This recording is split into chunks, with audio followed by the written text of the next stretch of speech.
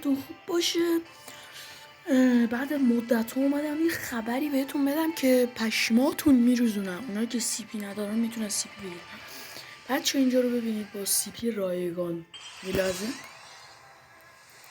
حالا سی پی رایگان هم نشونتون میدم که چجوری بگیری. ببین اصلا حاجی پشما.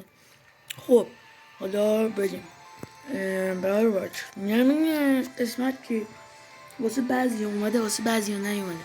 وارد اینجا میشیم ببینیم کلاف چرا اینطوری کرده.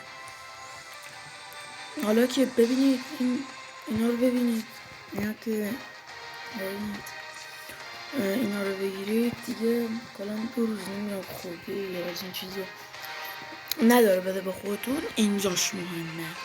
میاد وارد این تیکه میشید، اینا رو ببینید میزنید روشون به این شکل. بعد یه گالا همینجور صفایی باز میشه که شما دوباره میرین سر جای خودتون میبینید بهتون داده.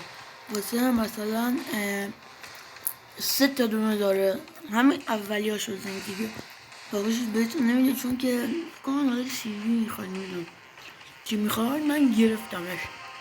خب مرحله دومی که میتونید سی پی بگیرید وارد این قسمت میشید و از اینجا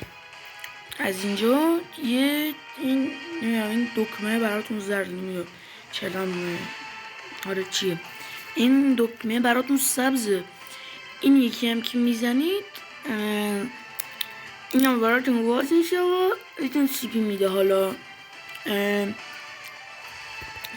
خودم رفتم کل مثلا فوریوز زدم، همه چیزو زدم. حالا آره خلاصه امیدوارم که همیشه حالتون خوب باشه هر جا که هستید.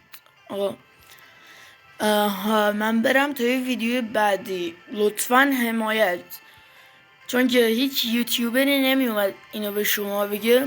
لطفا حمایت کنید دیگه.